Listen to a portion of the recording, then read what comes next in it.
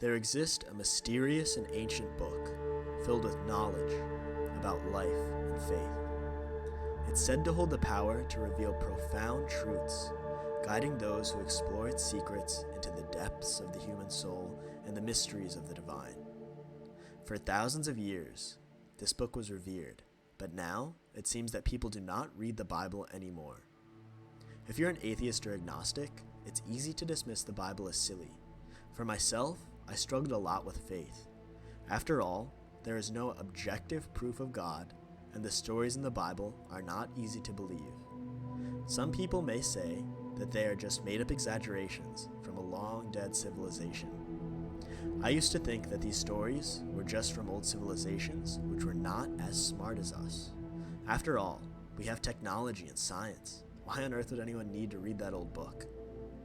The truth is that it's not just an old book. We are not superior to the generations before us. Sure, we may have access to more knowledge, education, and technology, but we are still human. We feel the same emotions as those of the past, yet we do not respect their wisdom. Without an understanding of ourselves and human desires, we're doomed to repeat the same mistakes of the past. From my personal perspective, I struggled with religion and faith. I think it helps non-religious people to consider looking at the Bible as a purely historical document. From this perspective, it can provide us with lessons and stories that have guided generations of humans for thousands of years. Throughout human history, knowledge has been passed down from generation to generation through myths and stories. We easily think of all the Greek myths like Icarus or Sisyphus, which are myths to illustrate life lessons. Myths and stories helped humans pass down knowledge from generation to generation.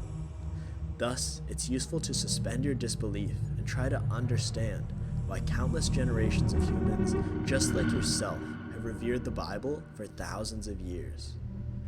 Now, let's look at an example. The story of Adam and Eve. Given archaeological and paleontological discoveries, the story of Adam and Eve seems hard to believe. We see the fossil records, and there are clear signs of ancient man evolving through the eons. But let's suspend our disbelief and try to understand the underlying message this text is trying to convey. To quickly summarize the story of Adam and Eve, God created Adam and placed him in the Garden of Eden to a perfect paradise.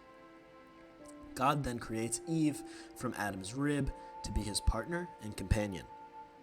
Satan tempts Eve to eat fruit from the forbidden tree of knowledge. Both Adam and Eve eat the forbidden fruit, disobeying God's command and bringing sin into the world. As a consequence of their disobedience, Adam and Eve are expelled from the Garden of Eden, and then they finally face hardships, mortality, and the burden of original sin, which is passed down to all of humanity. All of humanity must now be in a state of suffering and is born with sin in their heart.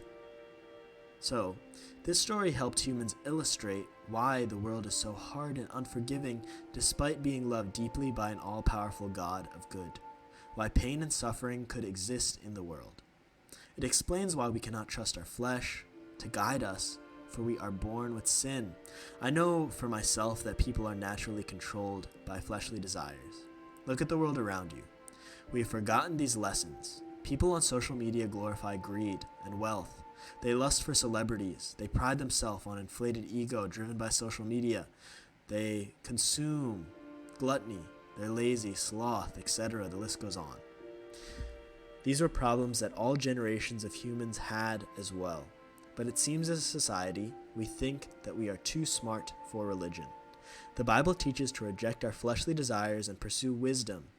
As for myself, my experiences have led me to believe that this is absolutely true.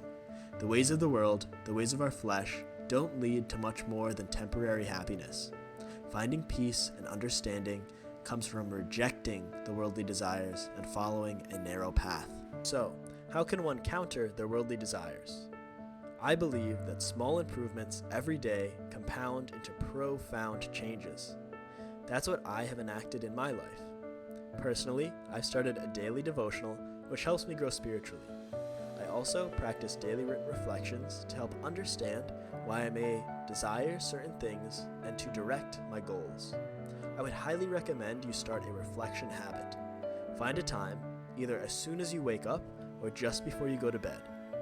It only needs to be 1 to 2 minutes when you first start. Just write a few words about how you feel. This will help you form the habit of daily writing and reflection. Then, this will eventually help you identify issues of the flesh that you're dealing with, like greed, pride, lust, wrath, etc. Then, you can start addressing your fleshly desires. Alright, I hope this message here was helpful and informative, and please let me know in the comments if you found this content useful.